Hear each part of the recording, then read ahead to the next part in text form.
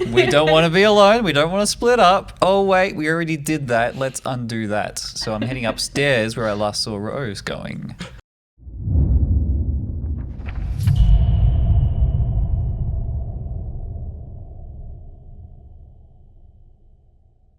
G'day, and welcome to the Stream of Chaos.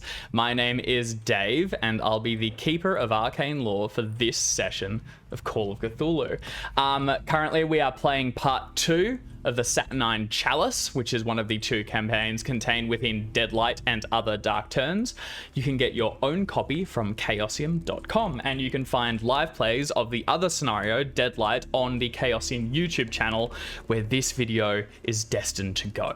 As always, I'd like to thank Roll20, Sirenscape, and Web Captioner. These are 3 tools which we use to improve our Call of Cthulhu games.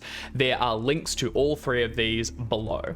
So, as we jump into this session, I'd like to give a quick summary of what happened last week. So our 3 investigators, who were sort of travelers of circumstance and you were strangers just before today, ran out of fuel while driving through the rural woods. Temporarily abandoning your car, you trekked to a nearby mansion to ask for fuel or a phone, which you could use to ring for help. From there, things got strange. You met with the occupants of the home, one Augustus Weyland and his daughter Veronica Weyland, as well as Jeremiah and Rosemary Linwood, who are the caretakers, cooks, and assistants at the estate. You were unable to find any fuel, although you sort of surveyed the grounds outside and repeatedly saw a image of a spectre. Possibly a woman dressed in a white bridal gown, drenching wet and clearly aggressive. She pursued you around the extremities of the house until you all retreated inside as night fell far too early. What am I short of notice? Oh, the 2 people in the wrong place. That probably threw me. Hi. I saw the chat.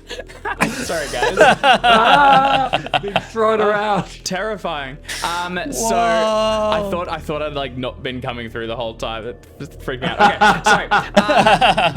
Let's return. So where we pick back up, you've all retreated inside the house just as a dinner party begins. A group of strange and duplicated guests have just arrived, Mr. Goodman, and as they've all entered into the dining room, Edward and Jacob, now in their correct positions, have sat down to enjoy the dinner while Rose snoops around the lounge looking for information on these strange figures positioned around the house and inscribed with detailed little runes. So I'll throw it to Art. Would you like to introduce your investigator and explain what you're currently doing and how you're feeling after the events of today? Hi, I'm Art. I'm playing Rose Preston, ? I think that's who I'm playing. I haven't looked at this character in a week, who is a medical student from Boston, Massachusetts, who is, based on the character description, relatively attractive, but also looks young for her age, so is constantly being underestimated, which is fantastic. She's also heckin' smart. Rose is, currently sort of finished investigating one of the statues in the lounge, hasn't found anything of use, and has gone, I have been told that the East Wing is forbidden. Sorry, did I say East Wing? I mean, the upstairs. The second floor study, has been forbidden to me. Thusly, I must go. And so I think that is, Rose is going to take the opportunity while everyone is at dinner to snoop around where she's been told she's not welcome, on the off chance that there is some kind of cipher available for her to take a gander at. So as all the others make their way into the dining room, you gather up your things and slip out a side door, head to the hallway, and begin to creep cautiously up the stairs. Meanwhile, in the dining room, there is a group of duplicated men. Augustus is at the head with his daughter to the side, and then there is also Jackson playing Jacob Carfax. And you're muted. And you're muted. One day. one day. Hi, I am Jackson, and I am playing Jacob Carefax. I decided last session, who is a middle-aged gentleman about town, businessman from the merry old land of England, who is here with his pinstripe suit and neatly trimmed mustache, making polite dinner conversation with the same person over and over. I think what he's trying to do is he's like, no one's acknowledged this is weird, right? Everything is proceeding only normally. Yourself and Ed would seem to have noticed that things are strange. Yeah. So I'm like just like making idle chatter. I'm schmoozing as you would at any other dinner party, but I'm also like just seeing. Oh yes, I've been fishing a number of times. Quite good trout fishing in these parts. Have you been fishing, Mr. Goodman? And what about you, Mr. Goodman? And just seeing if they give the same answers, as if I'm trying to like network and connect with them. Yeah, and they do seem to. They'll tell the same anecdotes, but they'll kind of build off one another as if they don't know each other. It's all strange. Jacob also handled the sanity rolls remarkably well during the last session. I think is of the three of you holding it together the best. So as Jacob tries his best to network, we meet the third and final investigator, James, who is also muted. Fantastic. Just a great start today. Yes. Hello, I know, right? Hello, I am James. I am playing Edouard Diop. I am a retired boxer turned boxing coach and infuriatingly charming individual. I am just sitting about doing much the same as my good friend, trying to kind of prod these miraculously mirror-imaged people into giving the same answers, except I didn't do quite as well on the sanity. And I am prodding a little bit harder. I've started to do things. So you know, where are you from? Tell me about your home. And then when they'll introduce themselves as from someplace or another. Oh, really? You are both from there? Oh, that's amazing. Did you live nearby? And starting to try and get them to admit they're from the same house and the same bedroom and the same sinister rat-eating place. Because, of course, they've all got their special dietary, bizarre rituals. Not a fan of it. Yeah, that's right. So when they entered, they seemed to bring their own food inside with them, and with their little like Tupperware containers. And while the two of you, and there is a place set for Rose as well, have very, nicely made meals, they are all dining on partially dead rats skewered on forks and placed in the center of their plates. All right, so as the group of Goodmans converse with the two of you, as well as with Augustus and Veronica seated nearby, Edward and Jacob, you try to draw them out and into conversation. Rosemary and Jeremiah flit in and out of the room, gathering up plates and bringing second meals and dishes, as the night draws on. Rose, can you please give me a stealth roll if you're trying to move undetected, to see how long you can basically just completely avoid finding anyone? While Rose is making the stealth roll, can I just ask one quick question as well, just to clarify one point? The dinner that we're having, we established previously in the last session, that the drinks stored inside the library were foul and putrid water. They were not any kind of real spirit. And we've established that the dinner that we're having is pretty nice. Are we getting served drinks with it? And are they of any reasonable quality? Or are they also the same? So, the food is all good. Everything you've eaten so far has been very savory. It's got like undercurrents of spices and everything. It seems to have been made well, and it has depth to it. It's not simple at all. Currently, you're just drinking water with the meal, but Augustus has just like raised a hand to Jeremiah as he passed, beckoned him over and said, would you fetch a bottle of something with a fine vintage, suitable of the guests we have? So alcohol has not come yet, but it is on the way. So far, everything you've had seems to be real. Seems I will find out soon. Yeah, that's it. Just a quick question. Were we meant to roll luck before we started? Yeah, go ahead and everyone roll your luck, actually, and let's see if that fills you up a little bit for the final session. We could use it. But we're not going to get any advancements, is that right? Because this is No one advancements. scenario. That's it. You can have a point of luck for that to succeed. I will fucking take that as the closest I'm gonna get to a successful stealth roll in this game. But hey. Alright, so everyone that failed can increase by a d10.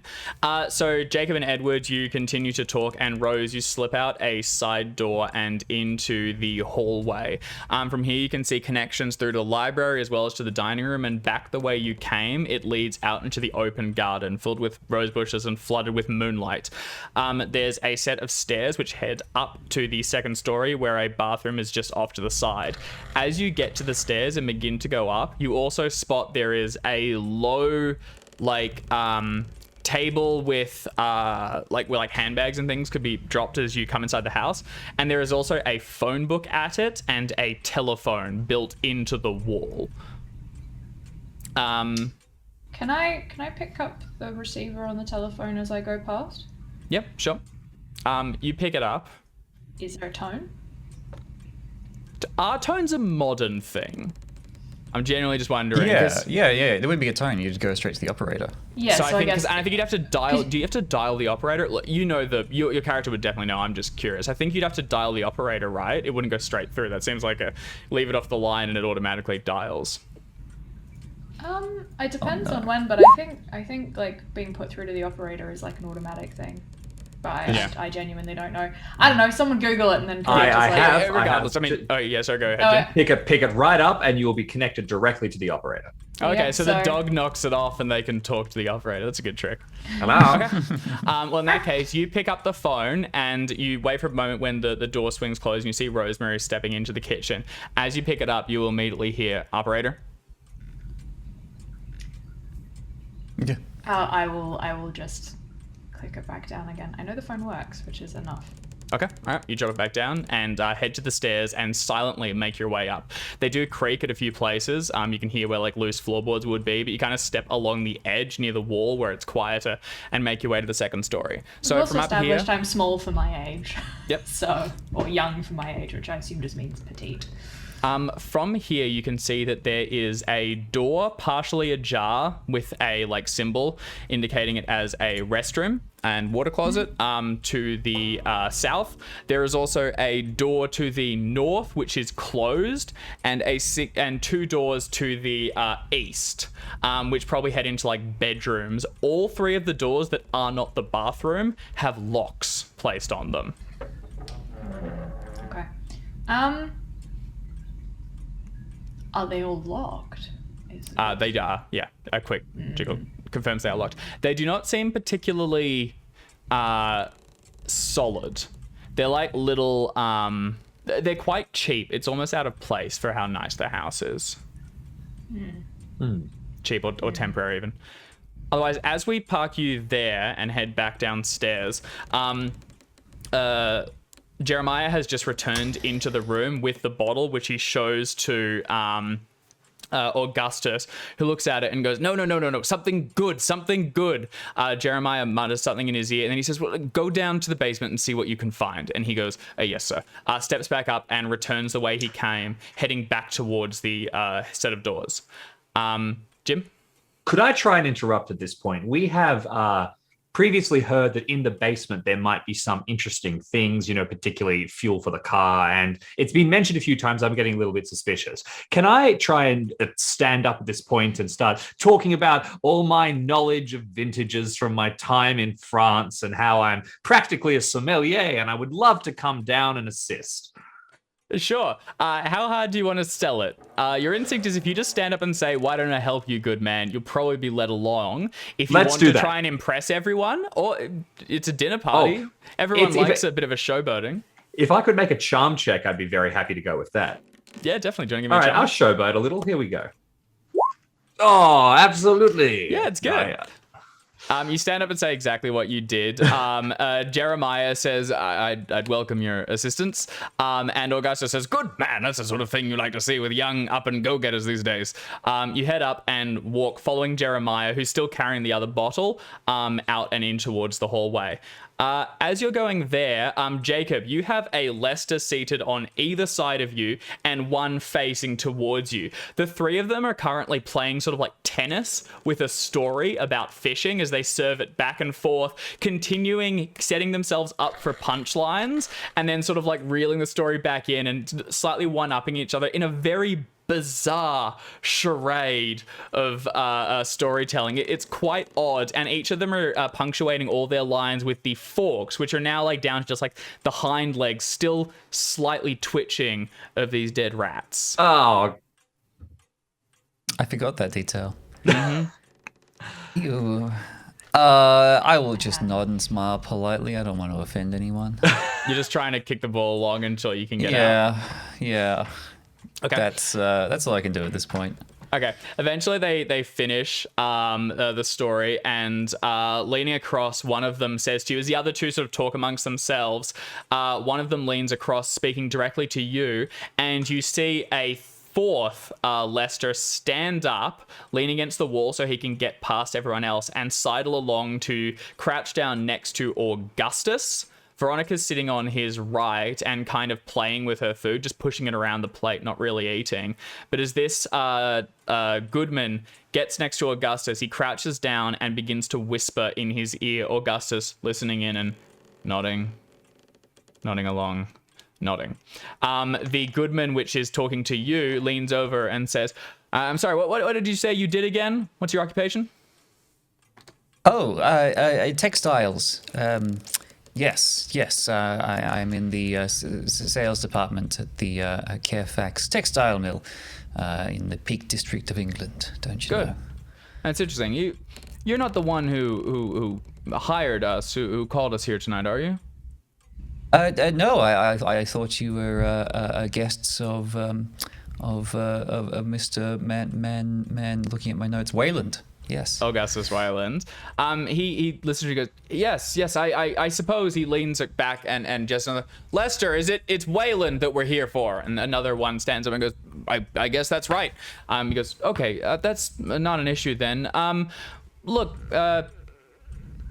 charming to meet you. I suppose... Yes, well, it was quite a chance meeting, rather. Our car broke down just outside. But I am fascinated to know what exactly is your business with Mr. Weyland tonight?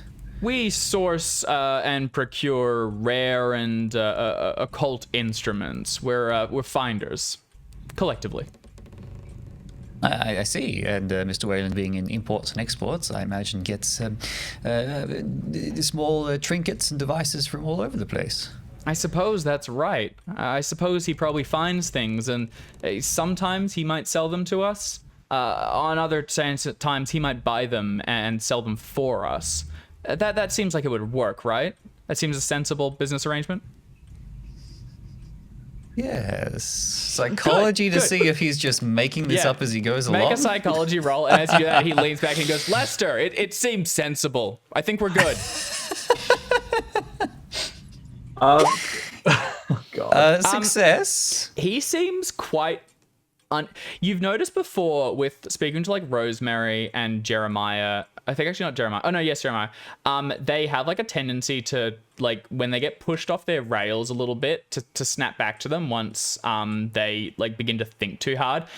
These Lesters seem to not know where their rails are. They seem to be trying to find like what defines them. And they seem very, very shallow. As soon as you push past the basic stories, which are being like rebounded around, there's not much to them. They're very basic.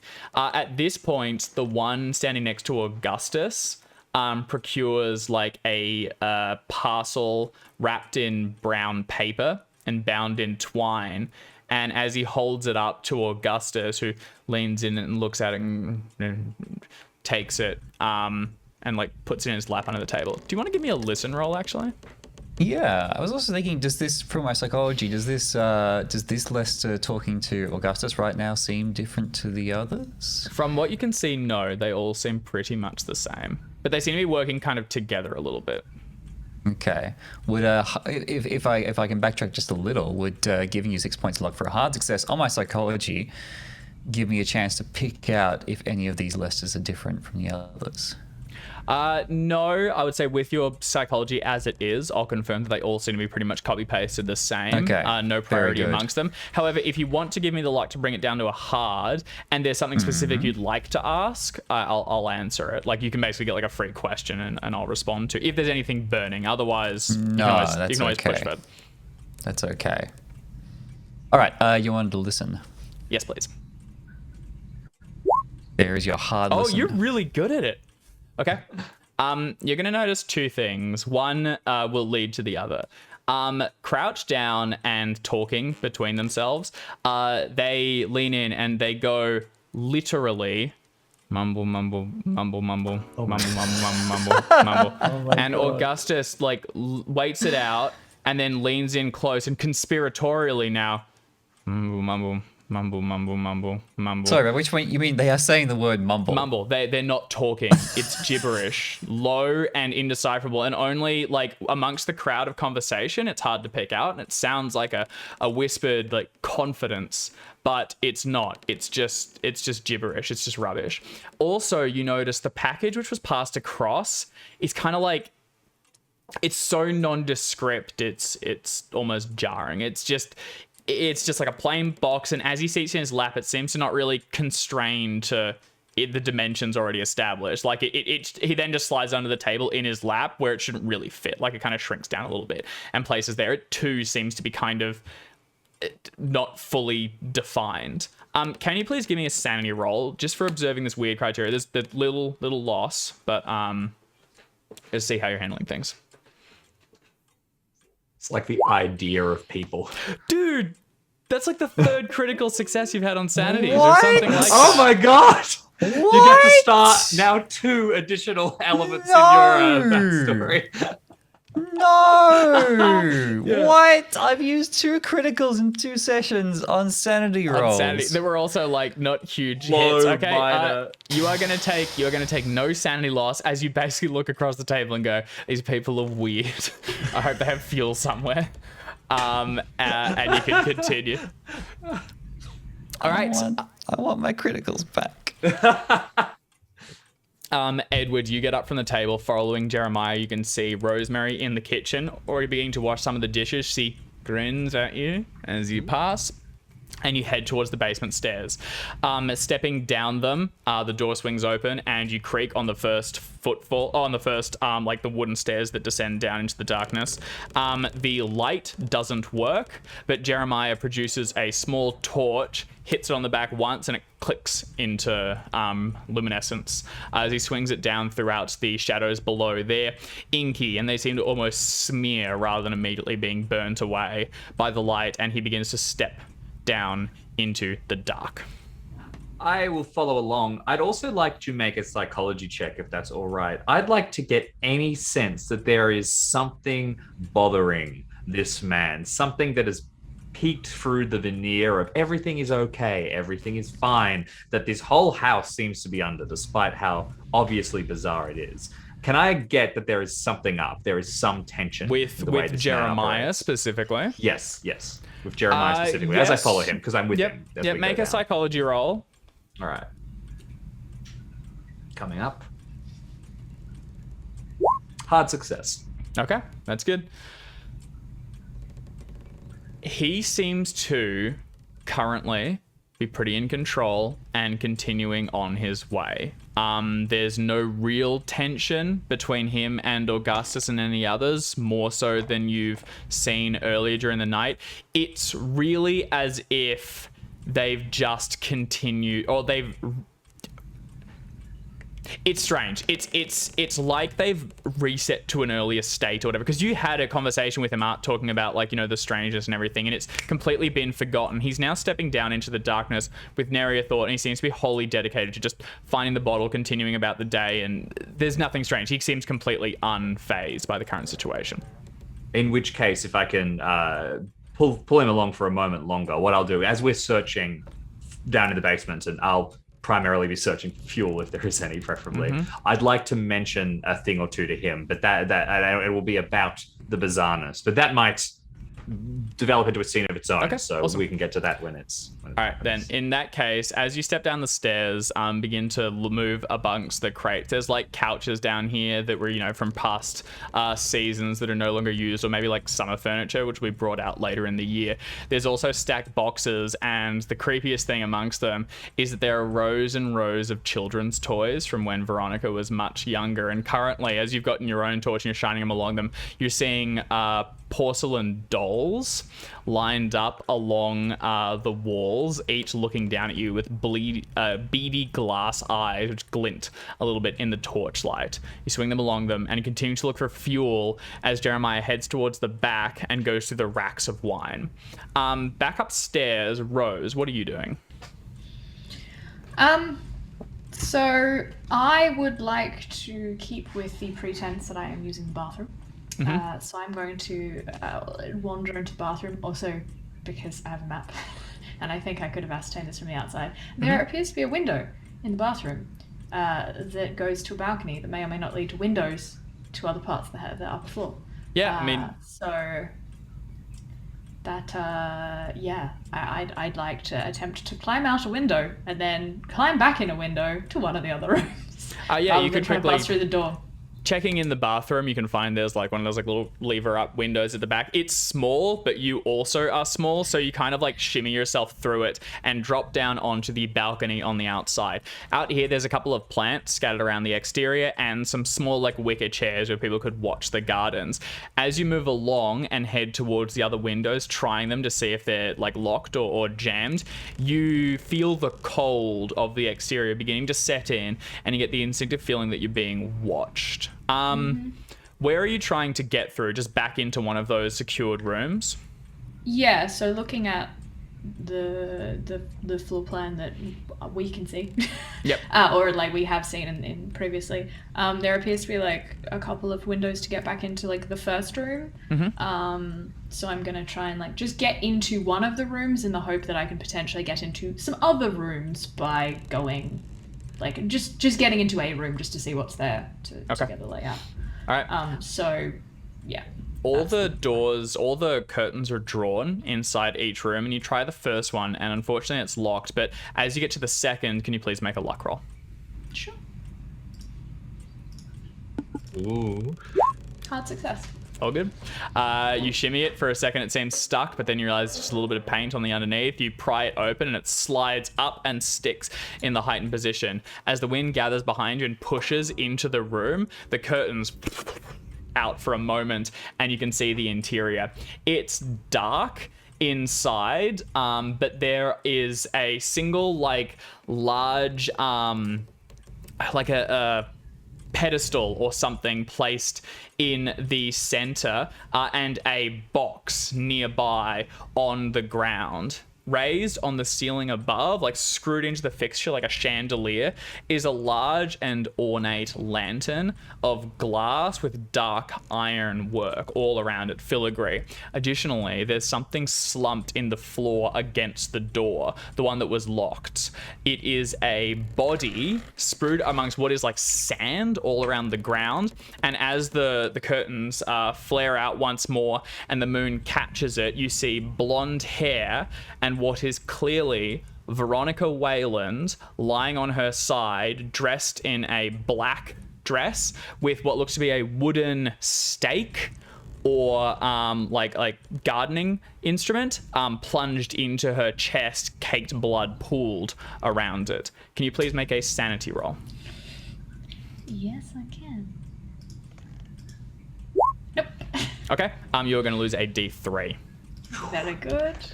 You know, sometimes you play a lot of Cthulhu and you start to get into scenarios you go, I think I know what's going on. I get it. Not this one. I am 8 flavors of Lost. I am pretty sure it's vampires, but I'm also pretty sure that it's like fucking cipher clue bullshit. I'm pretty sure this is an escape room. It's ghosts and clones and all sorts of. It's a mix. It could be all the above. It's a grab bag. I guess we'll find out. Or maybe we'll. Rose is a little shook. How far off your indefinite are you? 8, 12. I don't know. But Okay. I'll know when I get there. All right. I'm 8 of 12. 8 of 12. You're close. Yeah. All right. Yeah. Oh god. Okay. With that, so you see the body. What is your immediate reaction? That is clearly Veronica, and you passed her just a moment ago as you went up the stairs. She was in the dining room. You saw her.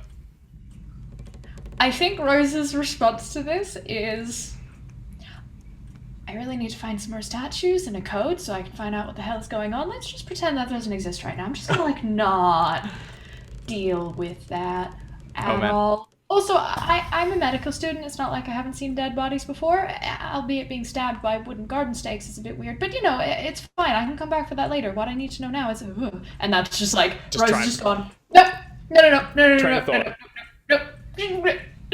Okay. That's right. All right. So you focus on where are you going? What are you doing? I am taking a look around this room for a statue because you said this room faces east. I'm looking for a statue facing east because we're missing north and east. And then I am looking to see if there are any desks or things that I would reasonably assume a piece of paper with a code written on it would be around. And if I don't find that, I want to see if there's a door to one of the other rooms from in here without having to exit again. I will also jimmy the window down, like to close, but not like properly thudded shut, just like enough that I could open it again if I need to, but it doesn't look like it's... All right. So from here, so you do step down and into the room and close the window behind you. As you do, the curtains deaden once more and hang lifeless, and your feet crunch slightly on what is sand, quite fine, like beach sand, strewn all across the floor of this room, right up to the edges. Veronica's body, which you're trying not to look at, is like lifeless against the door that leads back towards the hallway, and is twisted so that the instrument jammed up and under her rib cage is like bent against the ground. So you can see she is dressed in the same clothes that she is wearing downstairs. There is the large cube-shaped like altar, I guess, or pedestal in the center of the room, and a chest, closed but not locked, seated nearby, as well as the lamp hanging just above it all. There is a set of doors which leads into the adjacent room, and as soon as you try them, they are opened, and you can continue through and into the other locked room from here. If there is nothing in this room that appears to be some kind of desk or library, I am going to just continue on my merry. I am assuming no window-faced pedestals in here. No, it's all in the center. Okay. Gonna ignore the locked box right now because I'm pretty sure it's got horrible things in it, and I would like to find out what the cipher is before I go mad. Okay, thanks. Okay. All right. So you head off, going towards the northern room, as we go back downstairs and catch up again with Edward. So, Edward, you're downstairs in the basement. The two of you have torches, which are shining into the darker crevices of the basement. There are rows and rows of these little haunted-looking dolls, as well as boxes scattered up and furniture draped in tarps and things. Everything casts weird shadows, and it's easy to like think that things look like figures watching you from on high at different periods. What do you want to do? As we're about in this room, I would like to be glancing around, passing my torch as quickly as I can, looking for anything that might be fuel. Okay. All right. Do you want to give me a spot hidden roll? Absolutely. It's too dark. I can't see anything. Okay. On a first pass, you can't find anything. There's no fuel containers, but there are like back crevices. Like you could shimmy up and behind furniture and things to look further. Would you like to push the roll with the risk being becoming stuck behind something and possibly taking a little bit of damage? I'll tell you what. No, let's not do that. I think that there's very unlikely to be fuel down here because these people are strange and bizarre, and I don't think they want us to leave, as we've established. So instead, I will go and join Jeremiah at the wine, start to engage him in conversation. And if he appears all normal, there's a couple of choice words I'll have for him. Okay. So you walk over to Jeremiah, who's currently shining his light along the bottles. There are rows of these things. They clearly have a very fine collection, and he's leaning up to grab one down, blow the dust off it, and then shine the light at the label on the front and try and pass it for information. As he looks over it, he shifts it, and then you who said that you knew wine. He holds it. Is this a good vintage? I don't think I actually do know very much about wine. So I will pick it up and kind of feign interest and say, oh yes, it's wonderful. You can see here, this means it was made during the summer, and start, pontificating. But as I pass it back to him, I'd like to say, oh, Jeremiah as well. I'm so sorry to ask. Do you have a gardener, someone employed, another member of staff? God, no. We have a young man who comes during the summers to help out with more any like heavy work that's built up, but Rosemary and I tend to it throughout the year. Oh, I see. Yeah, perhaps Rosemary was outside. I saw someone running about by the mausoleum, and I would like to see his reaction to that. He at first just get goes. yourself stabbed. He goes around the mausoleum. No, there's no one else out here. There's the three of you. There's Mr. Weyland and his guest, Rosemary and Veronica and I. And Veronica would have been inside. Rosemary was working. I'm afraid there's no one else here. Well then, who did I see running about? What did they look like? Well, I suppose, and I will give my best description, not even of the corpse that I've seen, but of the painting that I've seen of the mistress of the house holding the baby. So, like a very accurate description of Weyland's wife. He seems, as you're talking, he seems to be like almost playing along. He's entertaining you. He's like, yeah, okay, and what did they look like then? As you start describing the woman, he holds that, he keeps the same visage of there's no real immediate recognition, but there's something going on behind his eyes. Do you want to give me a psychology roll, or otherwise do you want to try and go for persuasion or something to push things forward? Yeah, I'm happy to go for a psychology check. If possible, I have already done this once. Yeah. So I'm kind of expecting a certain result, and Art alluded I might get stabbed. I am vaguely worried I might get stabbed. I'm also a trained boxer, so as I'm talking to him, could I be kind of in the dark, shifting one foot backwards, getting my weight ready? It's a little subtle. Maybe you wouldn't notice it unless you've spent a lot of time in the ring, but I'm ready for this to happen. Yep. Here we go. Psychology is a success. Okay. As you talk and you begin to describe the woman in the painting, he says, "I'm sorry, I don't know who that could be. Perhaps just shadows, tricks of the light, nothing you would recognize." He seems to be at least pretending not to even recognize Evangeline, which is the wife's name. You saw it engraved underneath it some time ago, from the painting. That said, there is a massive piece hanging up, not 10 feet away and up, so it seems a curious ruse. As you talk to him, he's trying to figure out what your angle is. He goes, I'm sorry, I don't recognize that. I don't think anyone would be lurking around, especially not so late at night. Yes, well, I guess we'll both just have to hope that nobody like that ever comes back. Yes, well, I mean, seems a pleasant enough woman at least.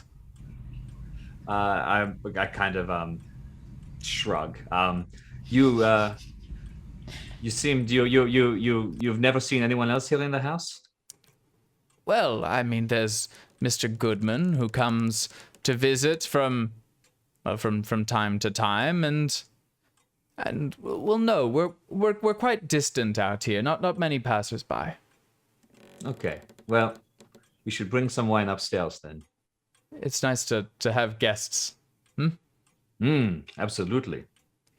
He like nods and claps you on the shoulder, and then grabs up the bottle and begins to head towards the stairs. As he gets to them and walks up, you follow behind him, but just as you go up them, your light catches something underneath the stairwell. It's like those staircases that are just the ascending ones. There's nothing on the interior to block you from looking under. There is a figure crouched down in the darkness, hands holding onto the stairs just underneath, and your light catches the glint of cat's eyes on the interior, reflecting under long black hair and sharp long claws. It watches you as you head up, and as you suddenly start. Can you please give me a sanity roll? Absolutely. There's my sanity check. That is a success. I was pretty on edge. I was ready for something to happen. You're going to take 1 point, and as you do it, you spot that they are crouched over something. It looks like a body, or possibly several, like hidden underneath the stairs. You have succeeded. What's your instinct? What's your reaction? As I'm going to as we get to the top of the stairs, I'm going to walk to a point where my ankle can't be grabbed, hopefully. And then I'm going to say, sorry, Jeremiah, I just forgot. Actually, can I see that wine again? He goes, yes, he passes it back towards you. So you've like stopped just above. So like if anything, we'd have to reach up to lunge at you. Is that right? Yeah. Okay. Yeah. All right. Yeah. What do you do? I'll take the wine from him and look at the bottle, and I'll say, no, this won't work, I'm afraid. This just isn't suitable. You'll have to get another bottle, and I'll point back down to the bottom of the stairs. Okay. Can you make a can you give me a persuasion roll? Take a bonus dice because your system is so far. All right. I know that this isn't a charm. Can I argue credit rating? He is the help. And I'm sort of like, I can see it. Yeah, sure. All right, fantastic. Keep all right, there's a hard success. With a bonus, I'll fish for it. Let's see if it's just a hard success. Yeah. Okay. All right. So you get to the top past whatever range this thing below you hopefully has. As you pass it back, Jeremiah goes, "Oh, I'm sorry. I figured it." I'll find something else. And he begins to head back down the stairs. You can't see his feet in the darkness, and he begins to creak down 1 foot after the other. What are you doing? Are you staying and watching? I am going to stay at the top of the stairs. I might even retreat a couple of steps backwards, and I will... Well, sorry, after you. No, so you're up in the hallway looking down the stairwell. Well, my position might have to shift slightly, but my goal is this. I would like to stay at the top of the stairs as best I can, with the most heart-pounding, like waiting as he goes down. And then as he turns around, I would like to lean forward, shine my light down, knowing that it will catch and he will be unable to avoid but seeing what is under the stairs, and look him dead in the eye and say, Jeremiah, what is that under the stairs? Okay. All right, so you back up into the hallway, and Jeremiah traipses down the stairs and gets towards the landing. As he walks towards the wine rack and you begin to raise your torch out to shine it down and underneath to draw his attention to it, you feel you sense a shift just to your right, and Rosemary is standing just there grinning at you, and she says, "Edward, have you had any luck with the wine?" Almost. Jeremiah is just about to grab something. Good then. We're waiting inside and we're about to serve the mains. All right, we'll be right there. Not to worry. She heads back into it, and when you look down, Jeremiah is all the way across at the wine rack grabbing one of the bottles. I'm going to prepare to do exactly as I said. Continue along. I will ignore the presence of Rosemary, although I do suspect that possibly it was Rosemary down there or some strange variant thereof. All right, so he grabs the bottle and begins to come back towards it. What do you do? I wait until he's at the base of the stairs, and I lean forward, shine the light down at the creature under the stairs, and say, Jeremiah, what is that under the stairs? As you shine it down, you can't see under the stairs from your angle, but you see Jeremiah stop. He freezes, and he holds perfectly still for 1, 2, 3 long seconds And then he goes, I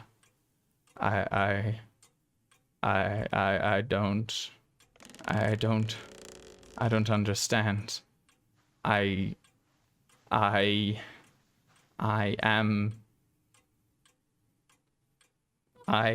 am here.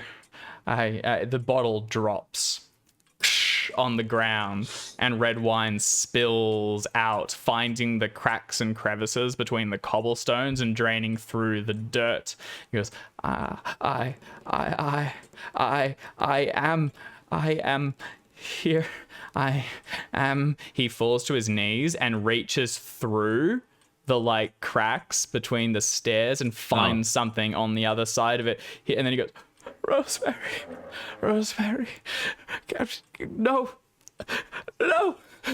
Suddenly, something grabs his hand. He gets wrenched forward. His skull slams into the stair, finding a hard edge. As he reels back, it's cracked open. Blood pools down from it, and he goes, ah!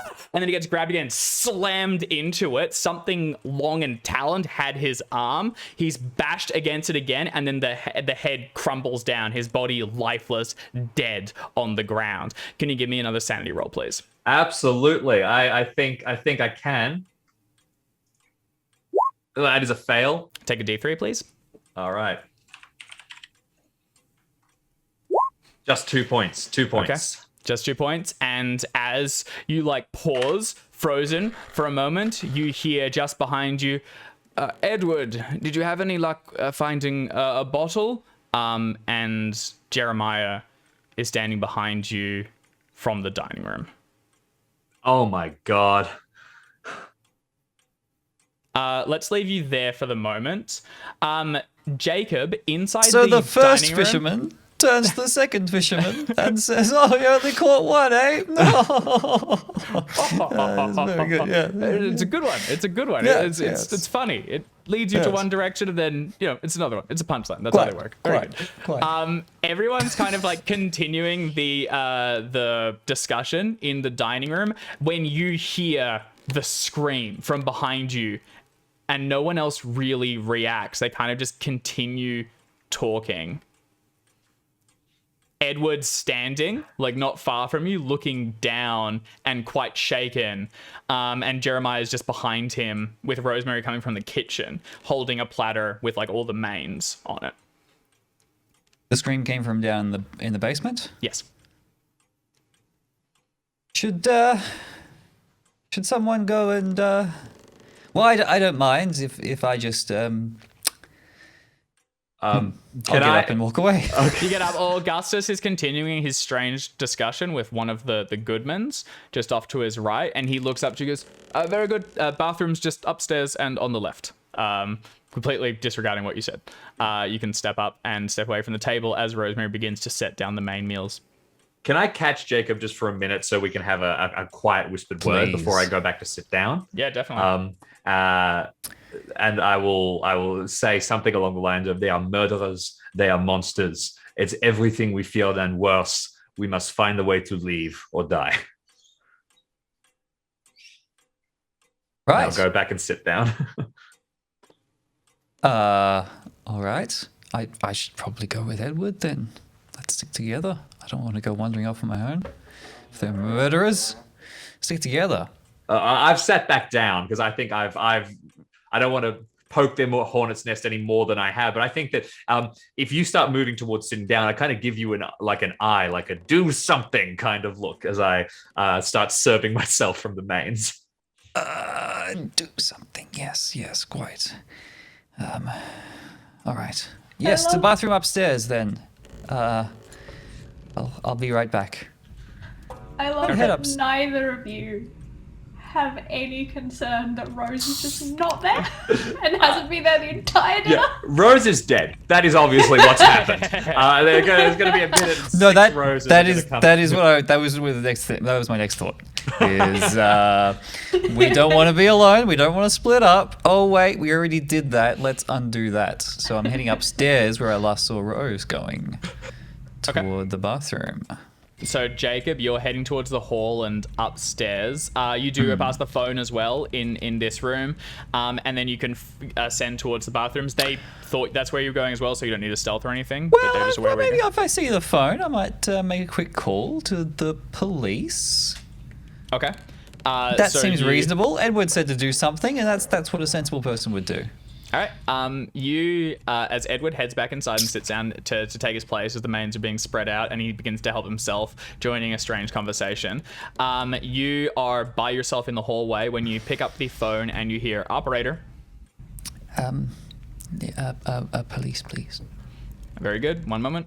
It gets patched through, and you hear, "I say, Sergeant Greggs." Sergeant Greggs, Mr. Jacob Carfax of England. What can I do for you, Mr. Carfax? I'm at a house. It's the Weyland estate, somewhere between town X and town Y, where we're going. There seems to have been some murders here, and I believe we're in danger. There's been a murder, and you're in danger. Okay, Mr. Carfax, we'll get someone there to you as soon as possible. Can you give me any more detail on where you are? I give the policeman, the nice policeman, detail on where we are. It's pretty flimsy. You guys are beginning to get lost, and you're currently describing like just a chunk of the state. Do you have any navigation skill? No. Okay, all right. In that Let me case, see what else I have. I've got some drive auto, which I would need to navigate. How's that? Good? Yeah. Go for a drive auto roll. It's gonna be hard, I think, to get any more information. Hard drive auto is more likely than a navigate for me. Than a 1%, yeah. Oosh. No. That's not a fumble. You guys were lost, and you just don't know where you are. Greggs goes, okay, Mr. Carfax. West Weyland, that's the name. All right, we'll look into that. We're gonna get someone there as soon as possible. If you think you're in danger, I'm gonna urge you to leave, to run. You're better off on your own than you are. The bear attacks, wolves, things like that. They're very unlikely. If there's any threat to you, you have the right to defend yourself. Am I clear? Yes, thank you, sir. All right, stay nearby. We'll get someone there as soon as possible. Stay safe. Okay, and you hang up the phone. Well, that was an accomplishment. Edward told me to do something, and I just saved us all. I like Easy it. done. The like bear attacks are unlikely. Unlikely. However, attacks by drowned women, quite likely. Well, you just said there was murderers in the house. I think you're better off with the bears than the people that are for sure murdering. All right, you hang up and head for the upstairs. Yes, looking for any sign of Rose. Okay. You get up towards the second stairs, and at this point, Rose, you're heading through towards one of the other rooms. Is that right? Mm-hmm. Okay. The doors open. There's a couple of like cupboards on the interior, and what you're looking into is a large bedroom. There is a bed which dominates the center, and off to the right-hand side there is a desk with a number of like books and things stacked up on top of them. What was that? I said great. Oh yeah. So on the desk is there a statue? There are like statues and things, like little trinkets and knickknacks scattered about, but there is no dominating one facing in the direction that you're after. Right, no, it doesn't appear to be in here. The east one is downstairs. I still have one more north-facing room to check up here, but then I'm going to be like, they're all downstairs. Yeah. So you go, there is the desk with a number of books piled up on top of it. There is the bed and a couple of like wardrobes and things for like clothing and whatnot. Great, I'm looking through the desk for that bloody cipher, thanks. Okay. All right, can you give me a library use roll with a bonus dice? Actually, I'm gonna change that immediately. Can you give me a spot hidden roll with a bonus dice? I can give you either of those things with a bonus dice. They're both pretty much on par. Go for spot. Ugh. Can I push it? How do you think you might push it? Because yes is the answer. Yes is the answer. I just want to know what you think you'll put on yourself. I would say either it's like I'm taking a considerably long amount of time in here, risking that someone... I mean, I don't know if any of them have the capacity to realize something is out of place on their rails, but maybe that's a thing. Alternatively, I turn this place over and it will be obvious that someone has looked through here should anyone come in. I don't really mind which one. let's do time. Let's do a thorough sweep of everything. And so you are taking a while to do so, and you may be out of place. Go ahead and roll again. With a bonus die. Yeah, keep the bonus dice. All right. Not bad. Bloody 19, which is a hard success. Couple off an extreme if you want that, but you can't like the push roll, unfortunately. Oh yeah, but of course. But the hard is good. Okay, with that, you begin to take the door here is locked, heading out into the main area, but you can unlock it from this side, so you have some privacy for the moment. All of the windows are shuttered and curtained closed, and you find a small candle on one of the edges, which you strike a match to, and under that light begin to go through the books and catalog them. There are 6 books on the desk. The first is the Torah in its scroll form. The second is the King James Bible. The third is the Quran. The fourth is Stranger. It's a book titled The Book of the Sacred Magic of Abramelin the Mage, and it is this red cloth bound hardback, also placed neatly in the center.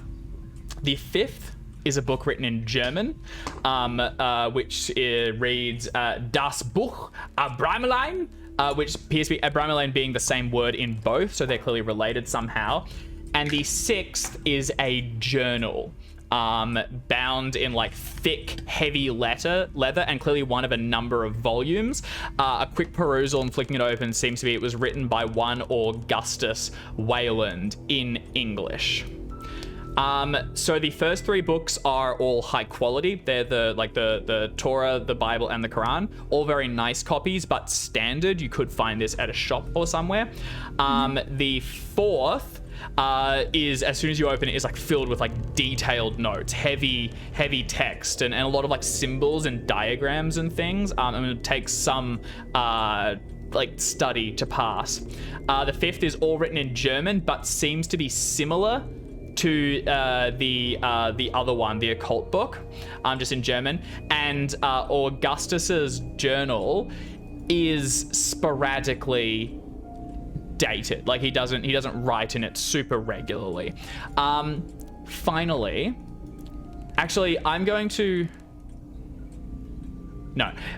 with your spot hidden roll, you find another book. All of these were neatly laid out on the desk, stacked, partially opened as if referred to recently, or just left where they lay.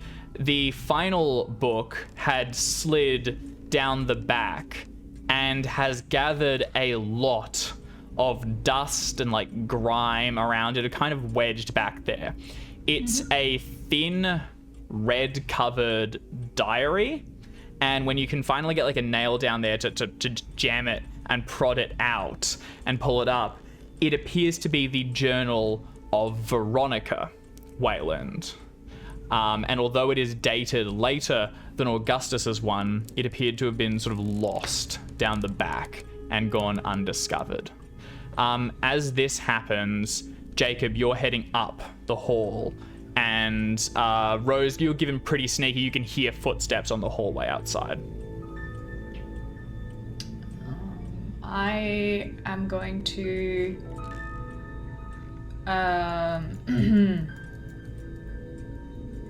how big are the journals? Are they large books or? Augustus's one is a pretty heavy tome. Veronica's is a much slimmer one. You could slide that one just under a shirt. I'll slide Veronica's under my shirt, and then I'm gonna try and hop out the window that, again, from the outside, I know leads to another balcony. Okay. So you head towards the windows. Jacob, you're just traipsing around. What do you want to be doing? Well, check on the bathroom first, because that's the room I'm allowed in. If I don't see Rose in there, I'll have to start looking at other rooms. Do you want to give me a listen roll, since I think you have an alright listen score? Sure. Listen, not today. Okay. Alright, so currently you're moving towards the bathroom when Rose heads towards the window, slides it open, and steps out. So Rose, you exit as Jacob, you're surveying the bathroom. Both of you, ships in the night, going in opposite directions. And Edward, you're downstairs. Go ahead, Jim. I provided the bottle of wine to everybody, and I've been trying a ploy this whole time.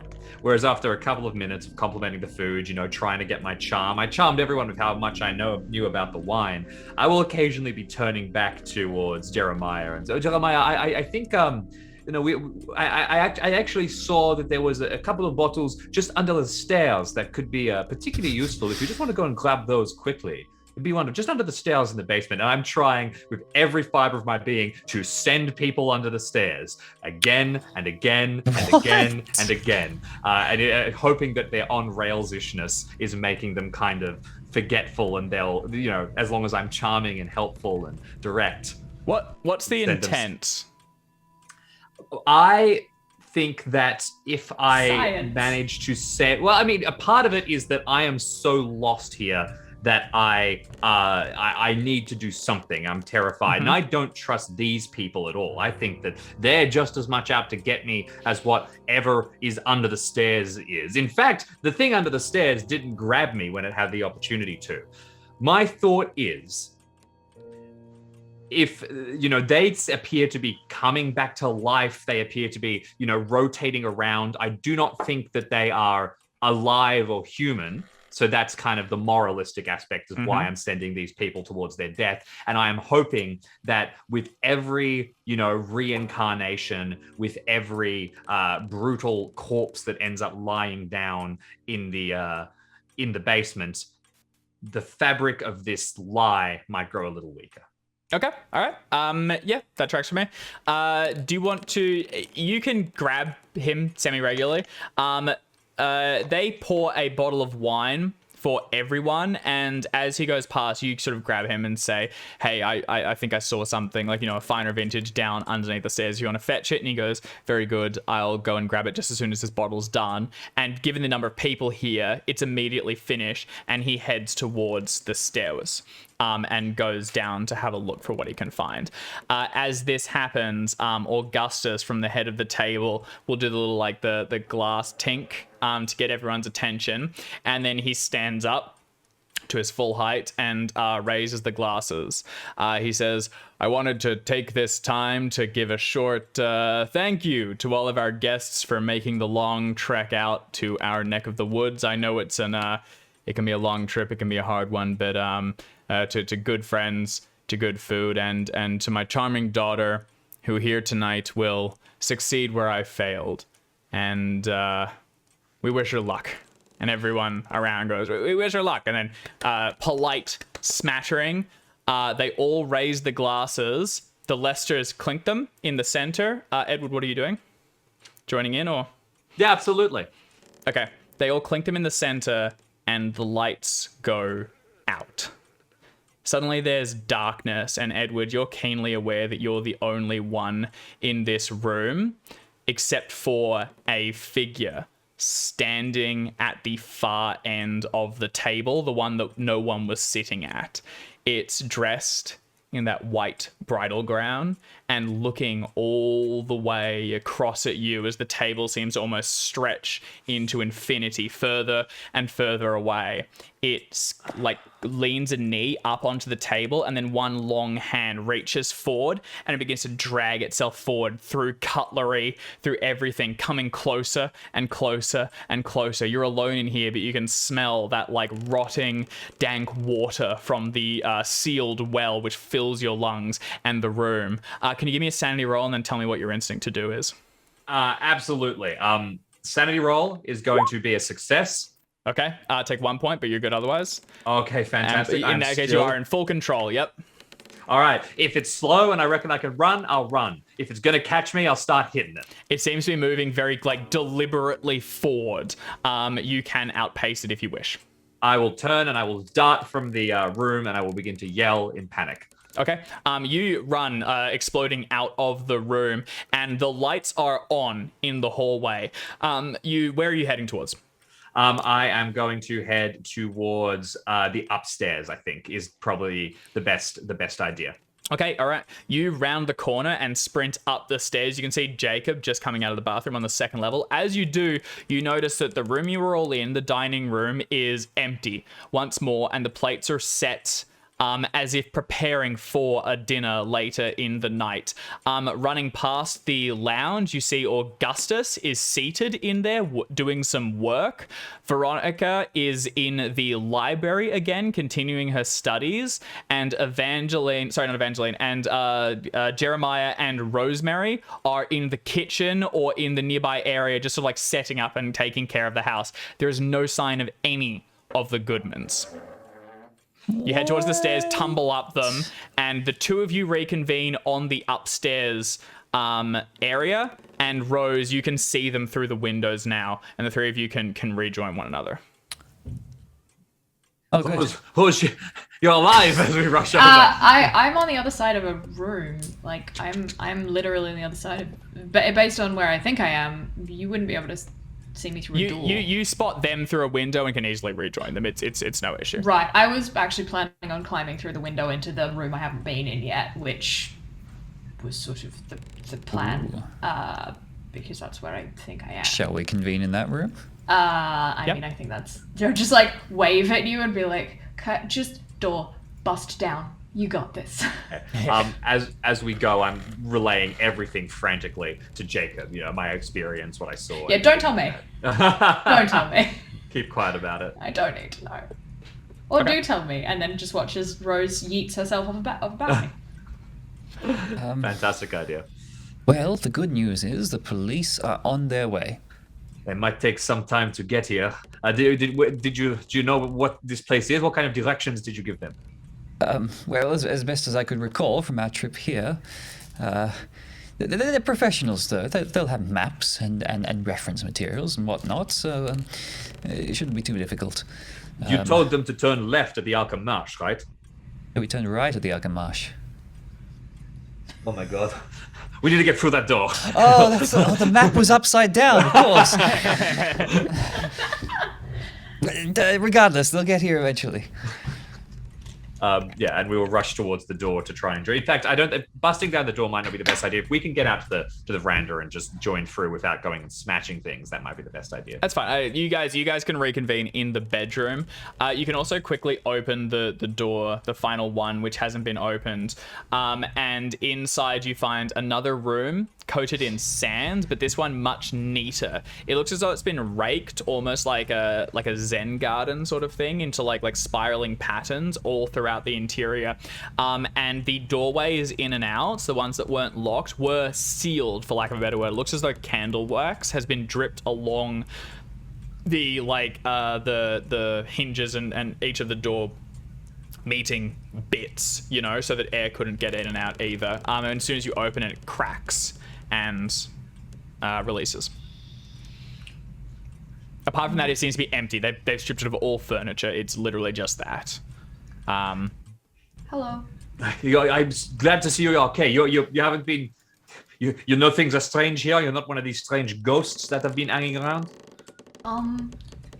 So, Miss Veronica may or may not be, dead already. In one of the other rooms, she was stabbed with a garden stake, except obviously that isn't the same Veronica as the one we've seen downstairs, because she seems to be fine. I'm a little frazzled. I also found her journal and a bunch of weird books. We should probably take a look at those. Also, have you seen any additional statues other than the ones we've seen in the lounge and in the library? Because I need at least 2 more of those and a cipher. I think there's something strange going on, but I really need to work out what it is. There is something strange going on, and I saw a body as well downstairs in the basement behind the stairs. Did you identify that body? No, it was too quick. There was a monster, the same thing we saw in the mausoleum, leaning over it. Well, I'm afraid it's hardly surprising that you found 2 Veronicas, because there's at least half a dozen of the same man downstairs for dinner. He's not there anymore. They vanished. No sign of them. What? Yeah. What happened? I raised for a toast, and then my camera fell. Sorry. I raised my glass for a toast, and done. They vanished. It was gone, and just a beast, the same one crawling towards me slowly. Hold on. You said they all vanished, but like, what did like Augustus's and Veronica are just gone? They are like at a different part of the house now. I saw them as I was. What going were they through. doing? Studying, working as if everything was normal. Okay, so I'm not exactly sure if this is right, but that sounds an awful lot like time loop to me. Maybe we have from when this happens to when those glasses clink before everything resets. We have to try again, maybe. I'm not sure. Regardless of what's happening here, the nice policeman did advise me that should we feel unsafe, we have a better chance of survival out there in the woods in the dead of night than in a house with murderers. So that is what I would propose. I have a weird feeling, and perhaps I could be wrong, very wrong, but I'm not the stupidest individual on the planet. I have a weird feeling that call hasn't been sent yet. It's a good thought. Possible that it hasn't been sent through, but the advice may be correct. No, as in like, the police don't know about us now because we're back before you made the call. No, I understand what you're saying, but the advice to leave the house with the murderers is still good advice. Is it though? This is if we're stuck, we can't leave. We're just gonna end up in the same situation until we work out what's going on and try and undo whatever this is. I'm not entirely sure, but I don't think we can leave. I mean, it was midday when we arrived here, and then 30 minutes later, it was like midnight. That's not normal time pattern, even this far north. Like, that's not normal. David, what is the light outside right now? Where's the sun still at? dark. It is still nighttime, and it seems to be midnight. There's no sign of dawn coming either. Well, I don't think we're leaving until we work out what's going on. A couple of other pieces. When Rose mentioned, did you see an item? You did. There was a strangely placed ox statue in the dining room facing out towards the window. Only once it's mentioned do you kind of go, oh yeah, I guess that maybe fits the criteria. Which additionally, direction does that face? Would that face? East. East. Okay, with cardinals. Additionally, as the three of you were talking, I imagine, Rose, you mentioned that you found the books and things. I'm also going to say that the two of you see each of the rooms. You'll see Veronica's corpse. At this point, you've been head up for it, so I don't need sanity rolls or anything. And you also see the strange altar thing in the center, as well as the box off to the side and the lantern hung from the ceiling. As you go through the books, you note that 3 of them are religious. 2 of them seem to be translations of the same tome or something, maybe slightly different, and the others are the journals. Thumbing through them as you all just continue to talk and theorize, you'll learn a few things and get a sense from what they were at least attempting to do. The book of Bremelin, just skimming through and also working with Weyland's journal, because that's clearly what he was studying, appears to be a grimoire or an occult book which is all centered around a single operation, basically a ritual which in theory allows you to summon and converse with one's holy guardian angel. Once there, you can basically ask it, what do you do to protect me and everything, and as part of this ritual, you can summon and bind the demons that haunt your life so that they can do no more harm to you. You can lock them away and ensure your own safety. Veronica was telling us about guardian angels. Looking through Augustus's journal, you get the sense that he learned of this ritual after his wife died and set himself to the task of understanding how to cast it so that he could rid the demons from his life and possibly even learn more about why his wife died and what happened. Where did she go after this? Did she find peace?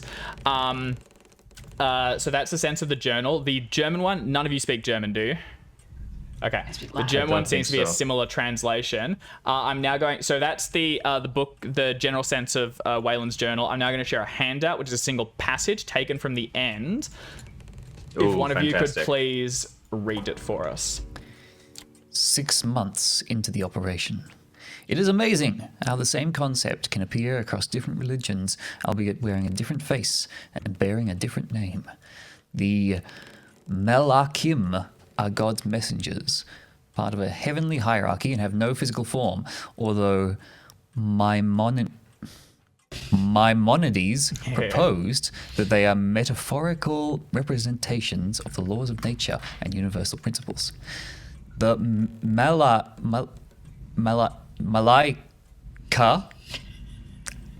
different from the Malachim, I guess, are messengers and agents of God's will, also part of a celestial hierarchy, and their forms are incomprehensible. Even in dreams, they manifest in different forms. The various branches of Christianity portray angels differently. Catholicism divides them into 9 choirs and describes them as being forever incorporeal, although the seraphim are also described as 6-winged, the cherubim as 4-faced, having the faces of a lion, an ox, a human, and an eagle. Oh my god. The thrones as burning wheels rimmed with eyes, etc. Protestantism describes them as genderless and invisible beings that are messengers and agents of God's will. If it is required to ensure that God's will is enacted, they can become corporeal. I wonder exactly how I will describe the unequaled beauty of my holy guardian angel when the time comes. I wonder this every day. At midnight tonight, 18 months have elapsed in their entirety. Tomorrow I begin the final stage before, if I am successful this time, my holy guardian angel will appear. The next time I write here, I will confirm my success or my failure. I hope for the former. So that's Weyland's journal, and it documents his attempts to complete this operation. That is the last. That is the last entry there, and it is dated some year or even longer ago. The second journal is Veronica's, and it looks like it had fallen down the side and been forgotten, abandoned for quite some time, which is strange given that it has dates following Augustus's more recent ones. It says that she was traveling abroad for some time after finishing her studies. She had some passing interest in the occult, but she was more drawn into history and anthropology, things like that. She was away studying in Europe, and when she returned home, she found her father dead, apparently of a heart attack. Deciding that eventually she was able to figure out that she found his journal, realized what he was going to try and do, and set herself to trying to repeat and correct the operation. I'm now going to share a single handout, which is of the final and most recent passage. If one of you could please read it. I have said before I do not believe it was a heart attack. My father was murdered. I'm certain of this, but I need proof. All I have is the text he followed. That must be it. Lester Goodman sold him the book and the lamp. Who is he? Why did he want my father dead? The only way to obtain proof is to follow my father's footsteps and trap the being that did this to him once it appears again. I'm confident I can hold it here once it is summoned.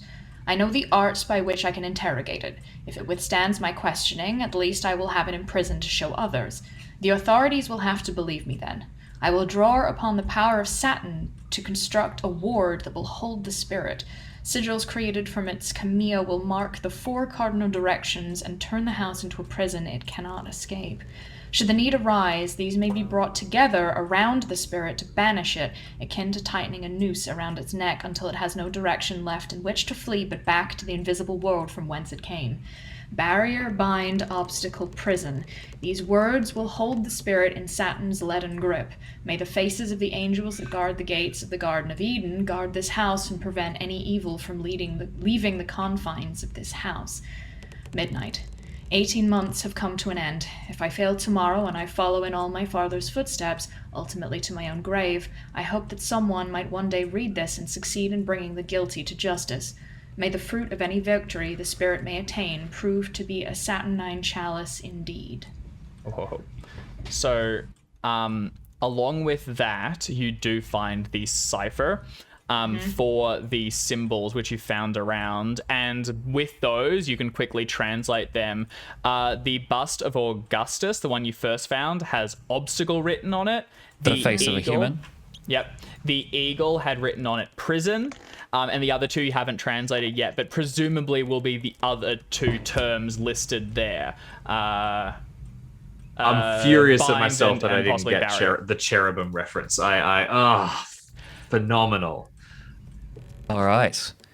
So what do? We need to grab these busts and move them to wherever the demon is. Who's the demon, though? We have to get to one of them now, and then we can stay behind it if something comes for us. We get the others, and like a noose, we tighten it. We need to get to each of them. Where's the nearest one? Who's the demon in this case? It's not Goodman. Goodman sold the thing. Is it? It's Evangeline. I think you're right. What else has been killing people? In the mausoleum?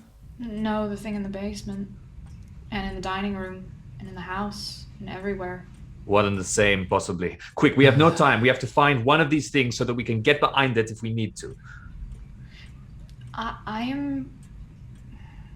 If we need to surround this thing with these busts, which it sounds like we do, but this thing is not yet confined by them, as in it could be outside. You saw it inside. You saw it in the dining room. How do we... Is it a physical binding, or do we just bring those things together and that will do it? Maybe it is not complete. Maybe the other two statues do not have the symbols carved, or there is some kind of error. Maybe the translation is wrong. Do we need to say the words aloud? Barrier, bind, obstacle, prison. I'm not sure. As you're talking, you hear a scream from downstairs, and Veronica calling, "Help! Help! Help! Somebody, please help!" And she continues calling for aid. They are all already dead. They're already dead. We are in the mind that that's not truly Veronica? Well, I don't believe it is, but one of the statues is in there. Help! We have no time to talk. We have to move. We have to get to these statues. Come on, come on. Right. Whichever one, I think we need to go for whichever statue is closest. Where are you heading? Okay.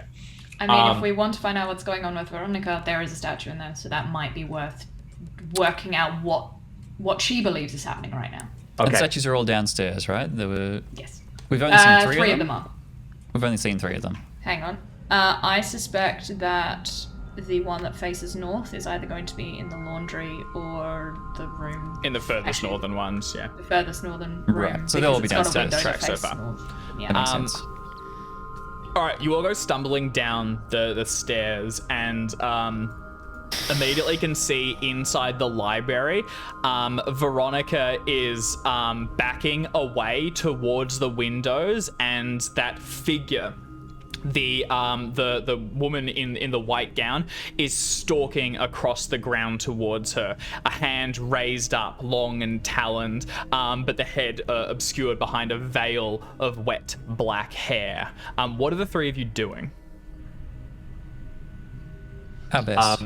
I'm going to yell, get out the window, get out, it cannot follow you, and I will pull out my wrench, and I will go into the room, and my plan is to try and get in between anybody that it jumps on. Okay. And all right, so you head into the room with them and yell at her to run out the window. Rose and Jacob? I will gladly accept Edward's help, unless, looking at my combat stats for the first time, I have seen at any point in this house a rifle or shotgun mounted above a mantelpiece. Make a luck roll. Excellent. Oh, hell yes. Oh, seems like they're just not hunters, unfortunately. So close. Yeah. In that case, I'll accept Edward's assistance readily. Where are you going? You're going into the room, or are you staying outside of it? Well, Edward said stay behind him, so I'm going to stay behind him. Okay. All right. So you also Wherever head he towards may the go. library and inside. Rose. I'm running to the dining room. Okay. All right. So you dart into the dining room. Because I know the thing isn't there at the moment, and I need to know what's in that box. All right. So you run into the dining room, and Edward and Jacob, you rush into the library. Veronica's being driven backwards towards the window. She's picked up a small candlestick, and she's holding it in front of her, calling for help. As you run in and say to go to the window, she goes, "I can't. There's nothing outside them. There's nothing here. We're trapped. We're trapped. It's demon. We're trapped." And the thing continues to stalk across towards her. What are your dex orders? Okay. My dexterity is... One moment, please. 75. Okay. Jacob? 75. Okay. Mine is also 75. All right, you're all 75. Well, I guess that makes things easy. What are the odds? Well then, in that case, you will act first. What are you doing? Okay. I am totally wrong. I'm so sorry. I was reading the wrong character sheet. My dexterity is 60. Please. Okay. All right, Jacob. Jacob, you're up first. Oh no. The creature, the thing is still focused on Veronica and is moving to attack. That is its current objective. But that's not Veronica though. Is it all a trick? We're not sure. I'll yell to you. Get the statue. The statue. We need to move it. Yes, quite right. I'll grab the statue and push it toward the thing.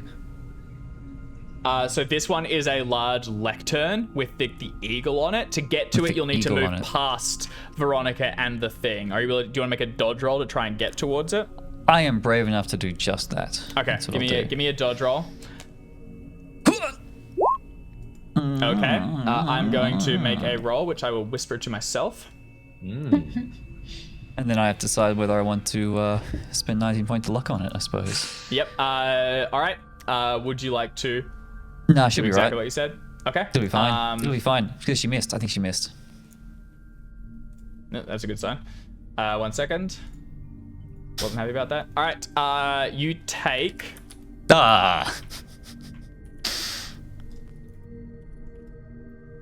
All right, you take 2 points of damage.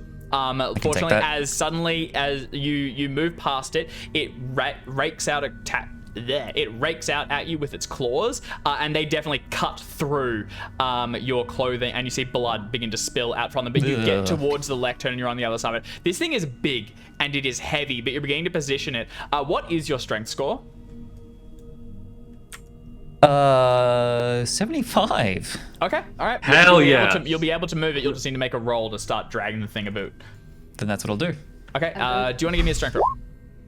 I just have hard success. All right, you're able to like grab it good. and lean it backwards, and as you turn it around to face the thing, it acts next. Rose is in the other room and technically before it, but given she's not in the scene, what happens is you get to it and swing it round. As the creature rakes at you, it like cuts across the chest, and then you swing the lectern around. It continues its assault, focused on Veronica, and it rushes towards her. It grabs her neck, and as it like leans down to bite at the jugular and tear back, you see blood begin to spray when the symbol approaches, and both Veronica and the spectre fade. Ooh. Gone. There's no blood anywhere. You're still wounded, and as you push it forward, dragging it into the room, there's nothing here anymore. Edward and Jacob, can you both give me sanity rolls, please? And all right, Rose, fantastic. what are you doing? I run to the dining room to try and find the ox statue, to scrape off the paint and to like work out which of the two final words it says. You run into the room and quickly find the ox statue. It's obviously placed on the mantelpiece. Apart from all the other ones, it faces out the window. Scraping the paint away and quickly translating it, you can see that this says bind upon it, written in that same symbol. As this happens, standing in the doorway is Jeremiah. He like takes a shambling step forward, and he says, Miss Preston, if I couldn't trouble you, I think there's something above me. And hanging from the doorway above her, the long black hair like framing behind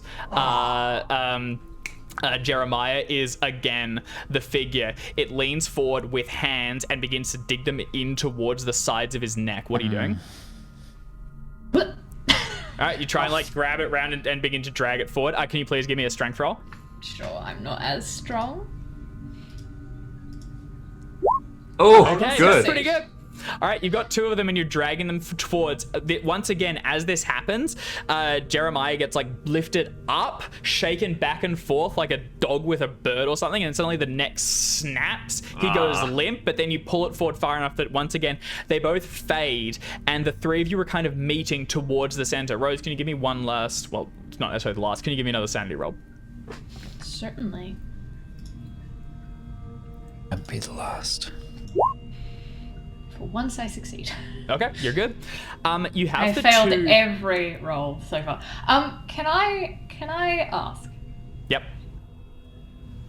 Sorry, I just got cat hair right on my nose as I said that. Okay. Rose is not dumb. but Art is feeling particularly stupid today. So I'm wondering whether I can have an idea roll or something like that to work out whether or not, like, what do we actually need to do with these things? Do we literally just need to turn them, face each other, and bring them together, or is there something else that we need to do that we're missing? So this is something that you notice as you begin to do it. You begin to drag them forward, and you can almost feel something shifting in between, kind of like a constant force that was probably always around you in here. You just couldn't quite sense it. And as you're bringing these closer, you're pinching it further in. It was kind of trapped. It had the whole house to maneuver within. You're now limiting it, and it's beginning to take some sort of form. Once all the symbols are brought close enough together, you will be able to try and assert your power over this thing and hopefully banish it. Okay. No roll needed. That information is kind of scattered throughout the diaries you've studied. And so on and so on and so on.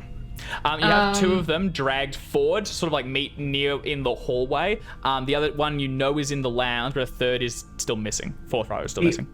We do have an approximate location of the third, though. We know it's upstairs. No, it's not. It's not upstairs. The fourth one is northernmost room above the laundry on the ground floor. Oh, okay. Well, because I did a check of all the rooms upstairs and there wasn't anything in there. So my mistake. That works too. Yeah. Anyway, we have these things which are kind of magnets, if we can sort of feel them. And you two have one each. I'll go grab the one in the lounge. So seeing these two dragging theirs, I'll sprint towards the lounge to try and grab one.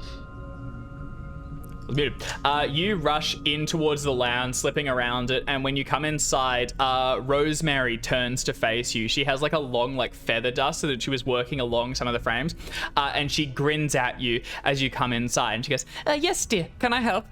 I dart around, I grab, and I start moving things. So I completely ignore her. Ignoring it.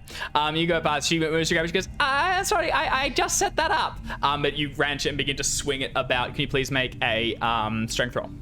You guys are good. All right, you swing it around, and as the kind of the symbol approaches Rosemary, she just seems kind of like flustered, and grinning at you begins to fade away into nothingness as you drag it along the ground and towards the others. With this happening, you can begin to feel a real presence gathering. It's as if there was sort of like compressed, something quite stretched thin, now becoming compressed and more real. And there's almost like a heat shimmer in the air in front of you as these all begin to move closer and closer together now. But there's still another to find, and you still don't know exactly where it is. What are the three of you doing, and where are you placing these objects?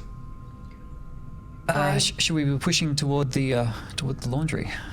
No, I think we should leave the three of them in the hall in their correct cardinal positions, and then we should go and push the final one in, because at the moment this thing has kind of like a long sort of corridor to deal with, and if we can it'll pincer it hopefully.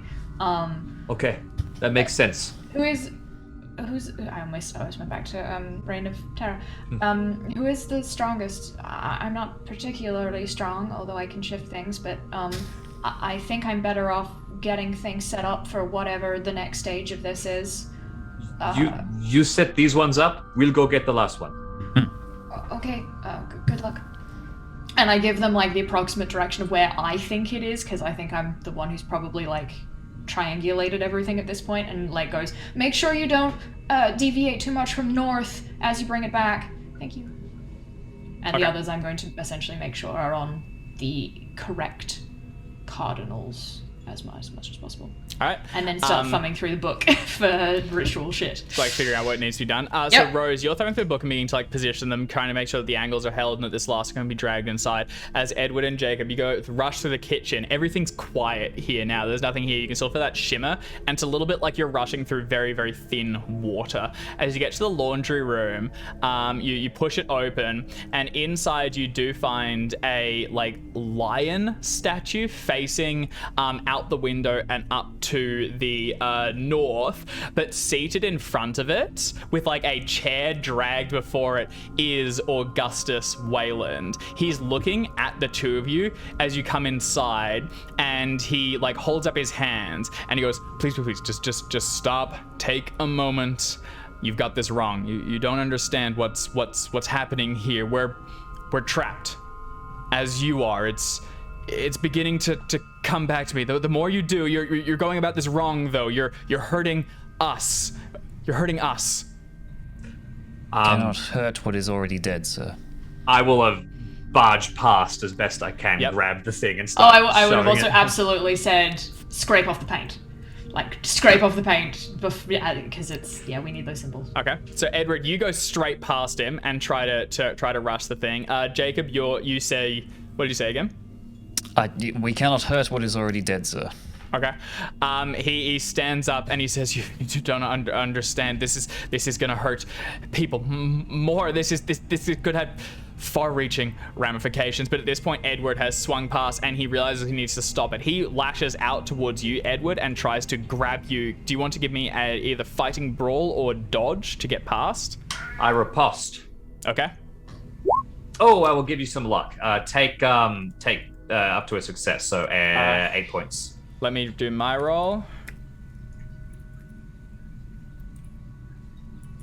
Okay. That is good. You're able to beat him with the. Oh no, sorry. It meets. Sorry, no. In that case, you take 4 damage. As he just gets slugged across you, and you've been stopped at this point. Jacob, you're talking to them, but you can see them kind of scuffling on the floor. The large lion's head is still facing out the window and currently undefended. What are you doing? If the statue's been abandoned, I'll take over. I was dragging it.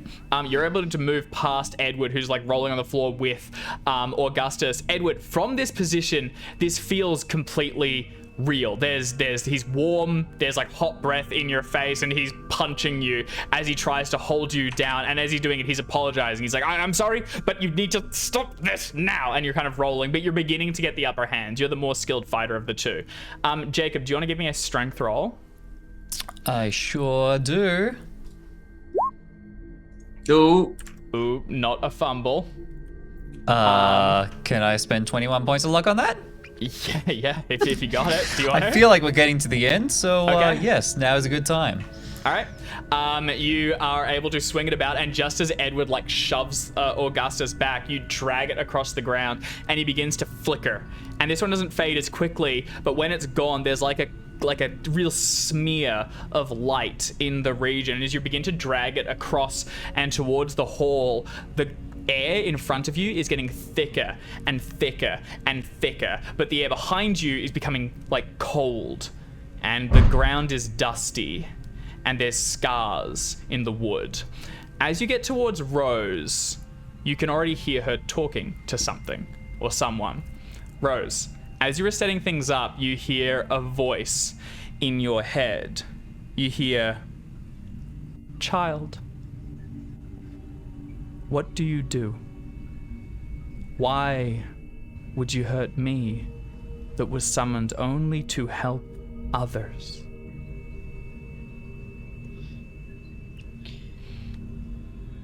I'm a medical student. My oath is to do no harm. Except when harm is necessary to save other people. There's no Sir. one here left to save. These are spirits in my care. Leave them to me. Let me give them some comfort, peace in life. Can I make a psychology roll? Yeah. To work out what the fuck's going on here? Because I don't believe this thing for a hot second. Success. As you listen to it, you can feel the hostile undercurrents. This thing seems to be trying to masquerade as some sort of angel or something summoned, but you can feel pressure beginning to gather around you, and you can feel it trying to get into a position to take advantage of your good nature. You do not believe anything this thing is saying. It is bargaining because it is on the back foot.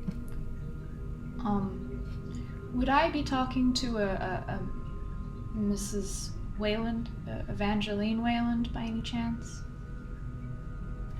Something far grander And then as the other two drag the last thing in, the three of you can see something beginning to take shape in the center of them. It's not humanoid, it's not even close, it's just a mass at the center with long tendrils that pinch out at the edges of the four closing barrier points. So where they find walls, it smears up against them and is pushed closer, continuing to coalesce into something with a more tangible mass. The air and the rooms behind you are abandoned, dusty, as if no one has lived here for years. But the thing in the center is causing bursts of light and color and life all on the interior. For moments you see images of Veronica pushed up against the side, like hammering on the closing barriers, calling for help. You see Augustus trying to barter with you, and you see Rosemary and Jeremiah on the ground, like holding one another and crying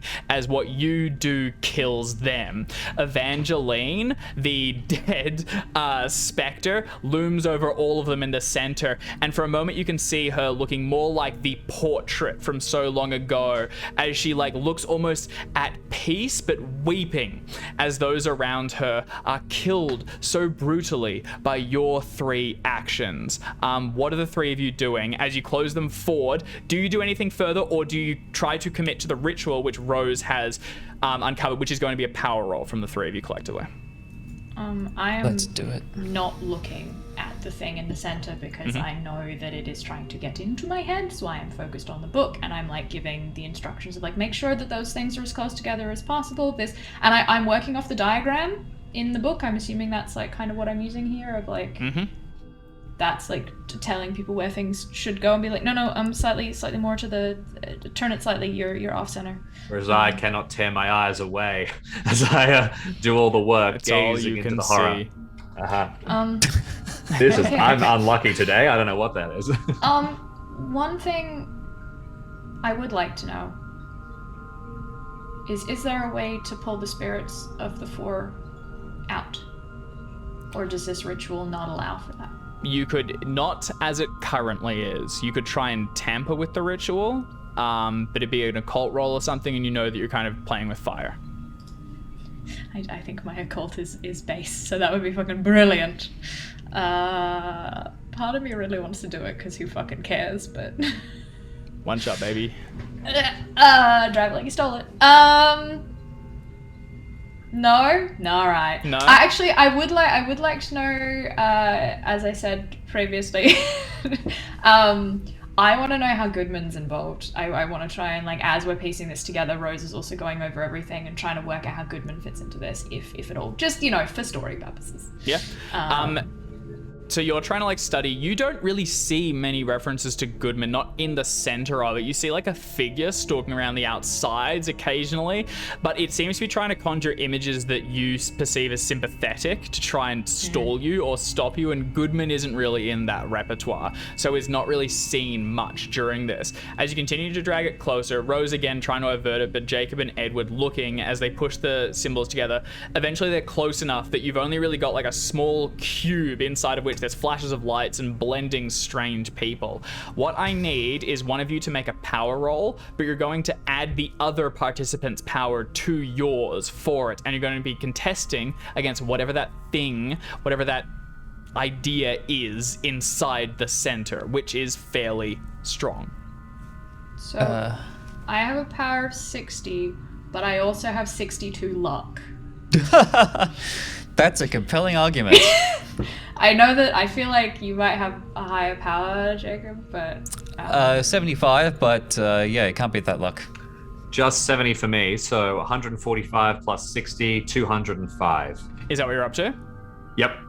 Okay. 105, and then with the capacity to spend a bunch of luck. Do we want to try and fuck with the ritual just once to see if we can fix it, or are we going with I guess that's up to... These if people- we can do that with an extreme power or something. These but people not, have doomed themselves. not a cult. That's true, that's There's true. nothing that can be I'll done. give, if you could try and tamper with it, how about I give you a penalty dice on the roll, and you're going to try and adjust it slightly, because this is kind of manipulating it. And then so if you lose, bad, but if you beat it still, then you can do so with the minute adjustments. What do we reckon? I think it would be fun to kill us all. You have the same hubris as Weyland and all of these bastards. Accept that we cannot change what has already happened. Give me that penalty die. All right, you're making the roll, so you're up to 205. 205. Roll with a penalty dice, and I'm going to roll openly against you. I am rolling at 200. 25. So you're 5 ahead. I yell with an agonized no as I see crackles in the air. And you try, and as you close it and you begin to chant and try and close the ritual, Rose shifts one of the barrows to create a slight weak point and gap just as one of the figures slips past, and so that you can try. Which one are you possibly trying to like pull out? Oh, if I can't save all of them, fuck it. Let's just do a straight roll. Oh no, you can try. You can try. That's fine. I You think get all of them. I think I'm trying to pull Veronica out. I think she's the one So it's that like was caught as up in all of Veronica this. goes past and the others push up behind it, they begin to slip out the gaps. You can see from Rose's perspective, it looks as though Veronica's being slid out. From Edward and Jacob's, it looks as though tendrils from whatever was inside begins to creep out the exterior, and we'll see which one holds true. Rose, go ahead and roll. All right. And I'm going to get you to commit luck before I roll. Well, that's a hard success. Oh, that's good. Oh, sorry, And penalty with the dice. penalty. 65. 65. I can literally give you 62 points of luck and make that an extreme. Do it. More than extreme. That's it. There you go. Great. Yeah. It's not, because that's 65, so with 62 points of luck, that takes it down to a 3, which is not... But you can spend 20 something. You can get it to an extreme. So I'll spend that, 20 so something extreme. so 45 minus 41. No, 65. Fuck, I can do math. Yeah. Well, no, hold on. We want to get it right on the extreme because with contested rolls, Technically, if they that get contested roll doesn't apply to Cthulhu. It is a BRP rule. So although it is within the Chaosium suite, it is technically from RuneQuest, I believe. What the highest roll wins contested? That was Oh, really? Yes. I don't know All what right, I'm so- talking Well, about. I need to spend like a minute. I need to spend a minimum of 24 I'll luck, assume- which I and I'll assume- have. Done. All right. I'm But, gonna roll like- against you. Do I need to spend more to ensure that we succeed this? You can't go more than the extreme because you can't get a virtual crit. So Oh. just the hard. All right. You begin to drag it forward, and Good as Lord. That was so as the close. images and specters trapped inside begin to slip out and stand behind you, Rose, the rest of it is squashed further forward until it begins to actually like be pushed down, and you can actually see like absences, black dots and holes begin to appear throughout as if it's being bored apart. It's not sucked anywhere else. It just begins to become an absence in the air. Little particles of dust begin to float in the interior. Bits of light from the adjacent windows where they've opened begin to filter through as the setting sun behind you outside in the real world begins to pass through, and eventually whatever is in there vanishes. Standing behind Rose for a moment, you see Veronica and Augustus, one hand on either of her shoulders, and Jeremiah and Rosemary holding one another. And then as they smile for a moment, they begin to fade out and away. Gone. The sun is setting outside. This house is abandoned and has been for quite some time. There's no sign of any of the Weylands or the Linwoods, and there's nothing stalking the gardens outside that you can find. A quick survey of the area will discover fuel in the garage. Several of the ones that were checked seem to actually have fuel inside them, but something was manipulating your minds and making it that you couldn't see them. And when you raise the phone to try and call out towards an operator, you find this line's been dead, disconnected for quite some time. Is there anything more the three of you do here before leaving? I take that car.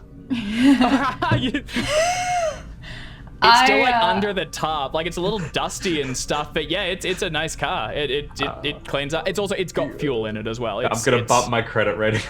So I would like to go and take any of the books that are still there. I'm assuming quite a few of them are molded.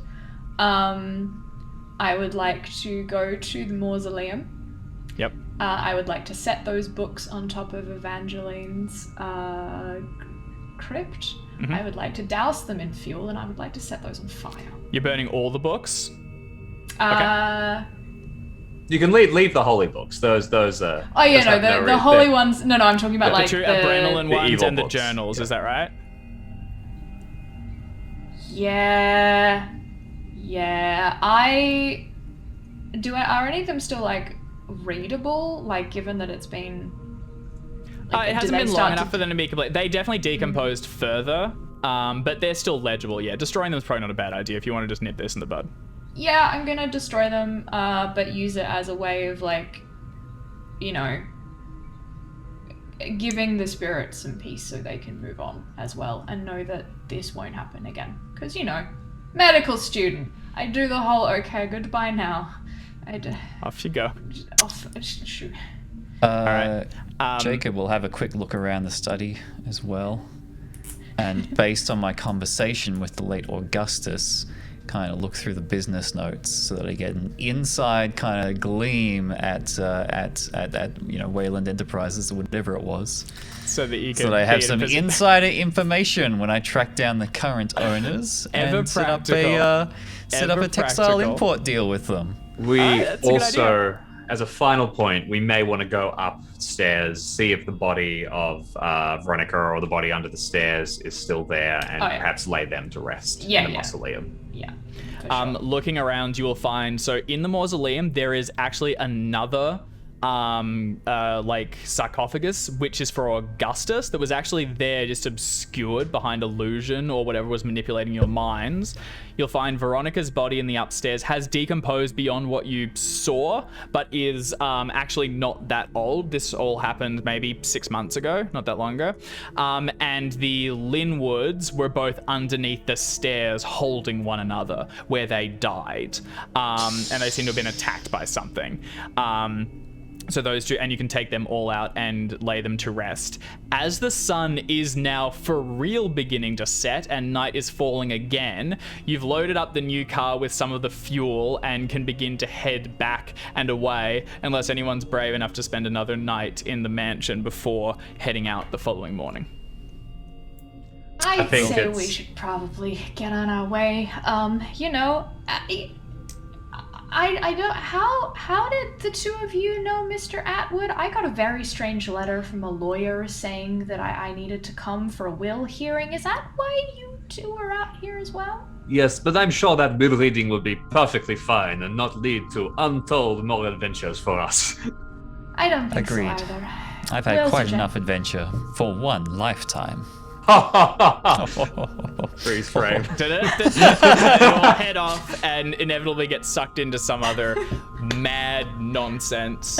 Well done, guys. You head away and have survived the Saturnine Chalice and the strange events at the Weyland estate. You have freed some lost souls, or what you perceive to be lost souls. Rose may have a few strange visits in their future, as she has made contact with something that is not wholly left, but we will just have to see. There is more to this scenario, so make sure you pick up Deadlight and Other Dark Turns and see what else could have been discovered or encountered or so on and so forth for your own groups. And in the meantime, we will be back next week as James jumps into Alone Against the Frost, a solo adventure, which will pit him against... I'm gonna ask every week, is it gonna be as Isabella? You have to wait and see. It'll be a surprise. And this is all as we prepare for our next larger campaign, so stay tuned for that. But in the meantime, check out what we've got up on the YouTube, and we will see you all next week. Cheers and goodbye.